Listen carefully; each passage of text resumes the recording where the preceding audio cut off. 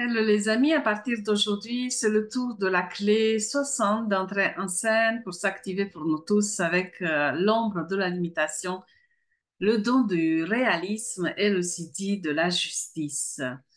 La partenaire de programmation, c'est la clé 56 de la distraction, enrichissement, ivresse.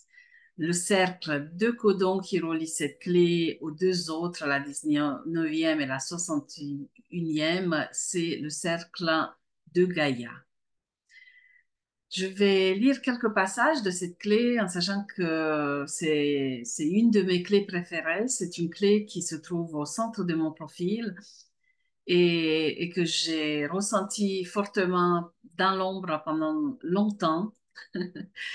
Et quand on descend dans sa saveur, quand on descend vraiment dans le réalisme et on active le réalisme et on voit vraiment avec la spiritualité avec des yeux beaucoup plus concrets. L'ombre, donc, c'est l'ombre de la limitation.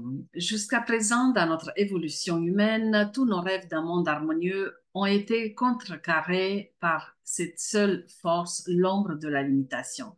Il semble parfois que peu importe à quel point nos intentions sont bonnes, il y a une force qui semble déterminée à les empêcher de se manifester. Mais cette 60e ombre est aussi un excellent code de sortie collective pour une plus grande harmonie. Elle ne cédera pas à la force, mais attend une chose, le temps. Toute la vie suit des cycles dans le temps. Ce fut la grande révélation derrière le King original. La 60e ombre et son don sont une question de structure. La loi de toute forme est qu'aucune structure ne peut durer. Chacune d'entre elles est programmée pour finalement décliner et mourir. Cela seul est la nourriture pour beaucoup de perspicacité dans votre vie. La 60e ombre concerne la dépendance excessive de l'homme à la structure et la mort consécutive de quelque chose de très spécial, en effet, la magie. La magie fait référence à des événements qui ne suivent pas les lois logiques et séquentielles. La magie est spontanée, hautement changeante, imprévisible et incontrôlante. Sa plus grande qualité est elle est au-delà du sens ou de la compréhension. Cette ombre est la plus grande critique de magie. Son seul but est de contrôler le flux de la vie et d'empêcher que quelque chose d'original ne se produise. Sa nature refoulée, c'est le non structuré.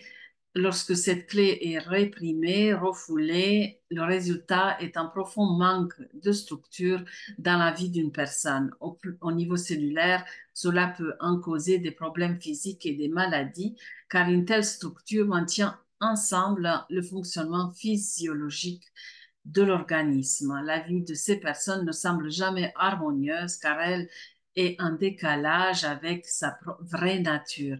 Ces personnes ont besoin de structures solides dans la vie, par exemple la famille, la carrière et un sens de l'orientation. Sans ce genre de structure, elles sont à la dérive dans le monde et leur potentiel semble être éparpillé. La nature réactive, c'est l'eau rigide. Lorsque cette ombre s'exprime à travers sa nature réactive, c'est la colère. Elle devient profondément contrôlante et rigide. Ces personnes ne peuvent pas permettre aux autres de remettre en question tout ce qu'elles disent ou font. Elles se comportent comme si elles étaient irréprochables et si quelqu'un les croise, elles se déchaînent de colère. La nature réactive de cette ombre crée une dépendance excessive à la forme et à la structure au détriment de l'esprit ou l'idée originale au sein de la structure. Le 60e don, c'est le réalisme. La personne ayant ce don comprend, les personnes comprennent que pour que quelque chose de nouveau prenne racine dans le monde matériel, il doit suivre quelques lois. La loi principale de la manifestation dans le monde matériel est basée sur la structure. L'innovation sans structure ne durera tout simplement pas. La graine a besoin de sa coquille dure pour la protéger et la rivière a besoin de ses rives pour les diriger. Ce don vise à créer des banques solides pour diriger et canaliser l'énergie de changement dans le monde. Être réaliste dans le sens de ce don signifie comprendre qu'il y a beaucoup de paperasserie dans le monde et qu'il faut s'y attaquer. La métaphore classique du rôle de ce don est celle de greffer une jeune pousse vibrante sur un vieux porte-greffe puissant. Dans cette métaphore, ce don est le porte-greffe et représente la capacité de travailler avec les lois et les traditions existantes du monde et d'introduire le changement à travers elles plutôt que malgré elles. Les personnes ayant ce don sont passées maîtres dans la création de structures, qu'elles soient mentales, émotionnelles ou physiques. Ces structures en elles-mêmes sont des stations pour de nouvelles idées et énergies et en tant que telles sont moins importantes que l'énergie qui les traverse. C'est ce que ce don sait. Il sait que la structure finira par muter ou même mourir, mais l'esprit intérieur ira de l'avant et, si nécessaire, trouvera une nouvelle structure pour le porter. Le CD de cette clé, c'est la justice, le Merkaba. Ce CD est un CD extrêmement rare. Il y a certaines choses dans la vie qui sont tout simplement un mystère et ce 60e CD est l'un d'entre eux. Il s'appelle la justice, mais le vrai sens de ce mot dans un contexte sidique est complètement différent de notre interprétation habituelle. Comme nous l'avons vu dans cette 60e clé, qui concerne les lois et les limitations qui régissent le monde de la matière au niveau du don. Et il y a la compréhension intellectuelle. Au niveau physique, c'est la compréhension de l'ombre et au niveau intellectuel, c'est la compréhension du don. Quand un être humain atteint un état siddhique, c'est un événement rare parce que nous sommes tous connectés à travers le champ universel de la conscience. Cet événement a des répercussions sur toute vie sensible. Peu importe que la personne dans cet état voit même un autre être humain, sa réalisation crée une grande houle dans l'océan de tous les êtres humains. Quand un être atteint donc la réalisation de soi à travers le 60e CD, quelque chose d'assez extraordinaire se produit. Les lois fondamentales qui régissent l'existence physique sont assouplies et dans certains cas complètement brisées. Au niveau génétique collectif, ce type d'événement est appelé une mutation du cadre de lecture.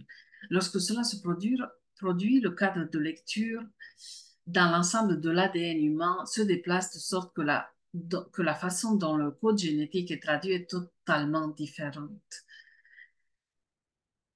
Alors, pour cette période, cette clé de la limitation nous invite à regarder les cadres que nous avons mis en place, même s'ils sont pas toujours conscients, un peu les routines, un peu les limitations, un peu les garde-fous qu'on a mis en place pour se protéger par rapport au passé et de regarder si tous ces cadres, toutes ces structures sont encore valables pour nous, sont encore judicieuses pour notre nouveau nous-mêmes, nouvelle personne que nous allons devenir en 2024.